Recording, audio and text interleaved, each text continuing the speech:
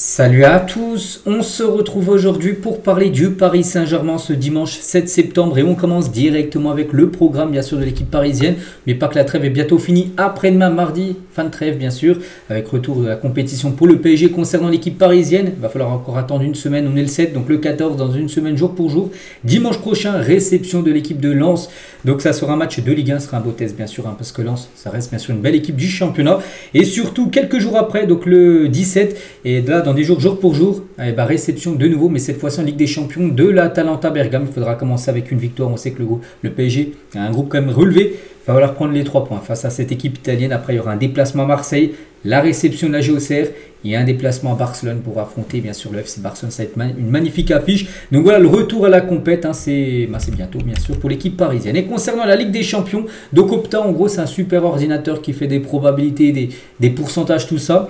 Donc ils ont délivré leur classement de la phase de Ligue des Champions basé notamment sur le calendrier bien sûr de toutes les équipes de LDC et du niveau des équipes. Donc nous, ce qui nous intéresse c'est le PSG. Donc déjà le Paris Saint-Germain serait à la 6e position. Donc du coup Paris finirait la 6e sur cette poule de 32 équipes. Donc ce serait l'équipe de Liverpool. Après Liverpool ont des adversaires. Il n'y a pas d'adversaires faciles, mais il y a des adversaires peut-être plus abordables que les adversaires du PSG. Donc Paris, les gars, finirait. Donc on peut voir la 6e position. Donc on peut voir que le PSG aurait 6,4% de chance de finir à la première position.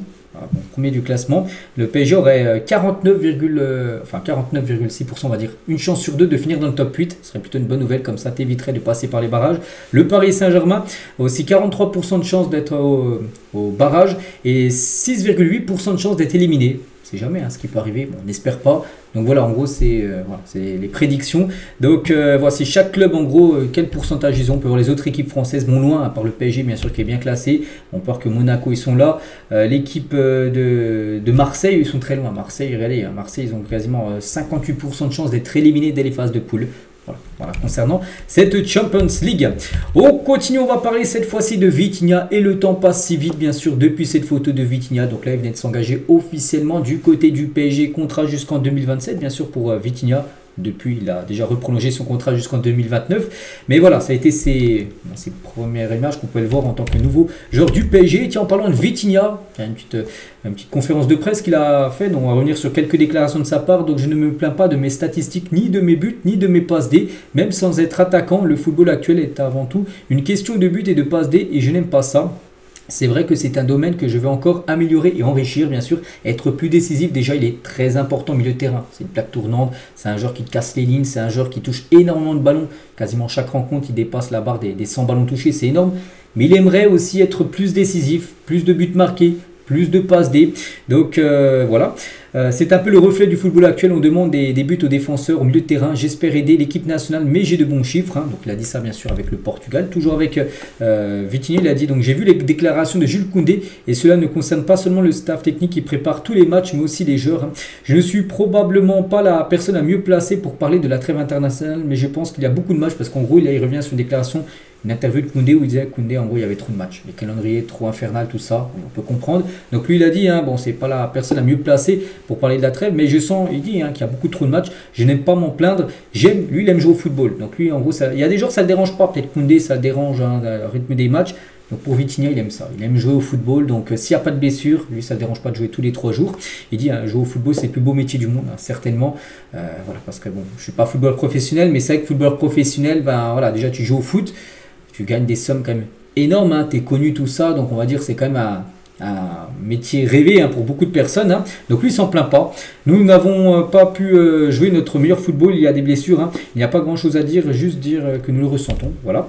Toujours avec Vitinha qui ne rêverait pas de gagner la Coupe du Monde, parce que là bien sûr c'était une interview avec le Portugal et le Portugal reste quand même une énorme équipe bien sûr qui peut aspirer à gagner la Coupe du Monde.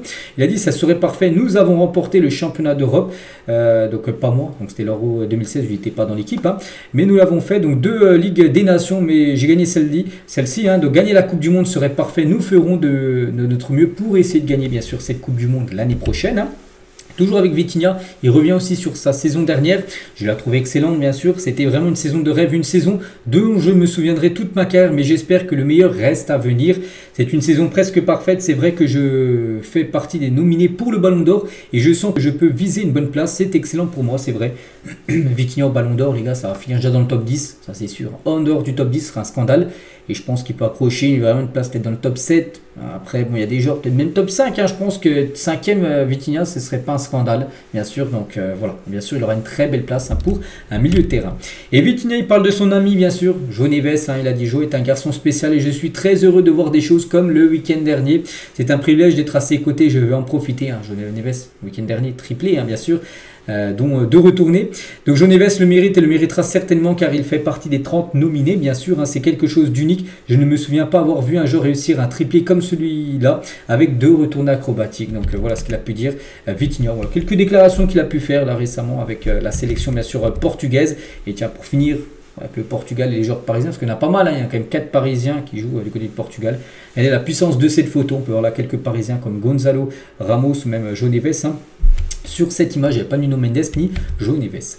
On continue les gars, on revient nous sur le match contre Toulouse, le dernier match de championnat, victoire 6-3 du PSG. Et le pénalty raté de Toulouse, donc samedi dernier, n'aurait pas dû être retiré, parce que le pénalty avait été retiré, mais en gros, il n'aurait pas dû être retiré. Voilà, donc en gros, la direction de l'arbitrage estime que l'empiètement de Joe Neves dans la surface n'a ni influencé le tireur, donc Magri, ni permis aux Portugais de disputer le ballon une fois l'arrêt de Chevalier effectué. Donc en gros, le pénalty n'aurait pas dû être retiré en gros, lors de cette rencontre. On continue avec Warren Zaïre-Emery. Donc selon Transfermarkt, Zaïre-Emery est le 2006 le plus cher du monde, 55 millions d'euros, c'est sa valeur actuelle après Zaïre-Emery.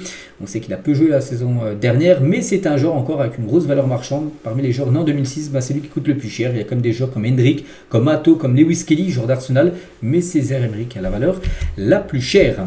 On continue avec Achraf Hakimi. C'est un moment de rêve, la première fois que le Maroc va accueillir la CAN. Actuellement, il est avec la sélection marocaine, mais il sait que le gros objectif, ça commence le 21 décembre prochain, bien sûr, début de la Coupe d'Afrique des Nations qui aura lieu au Maroc.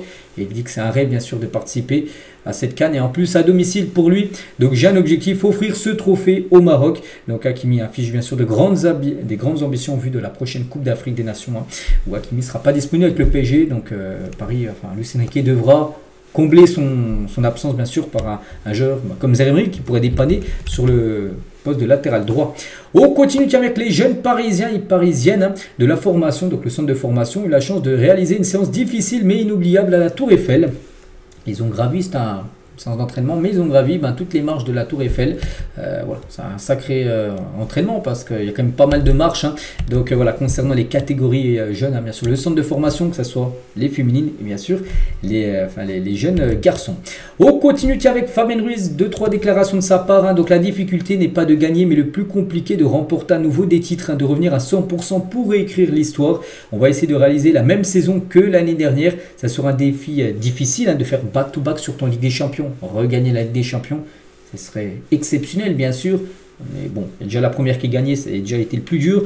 On espère que ça va s'enchaîner maintenant pour Paris, parce que oui, Paris a les armes pour gagner de nouveau une Champions League. Donc la finale de LDC, il a dit, nous pensons encore à cette victoire, c'est historique. Ce qu'on a fait à Munich, ce sont des souvenirs merveilleux. Titre personnel, c'est l'un des meilleurs moments de ma carrière. En plus d'être nominé au Ballon d'Or, ça signifie que j'ai fait du très bon travail. Bien sûr, lui, c'est vrai qu'il a gagné quand même de gros trophées. Donc là, il a gagné bien sûr la Ligue des Champions. L'année dernière, il a gagné l'Euro avec l'Espagne. C'est vrai qu'il a un bon petit palmarès quand même, Fabien Ruiz.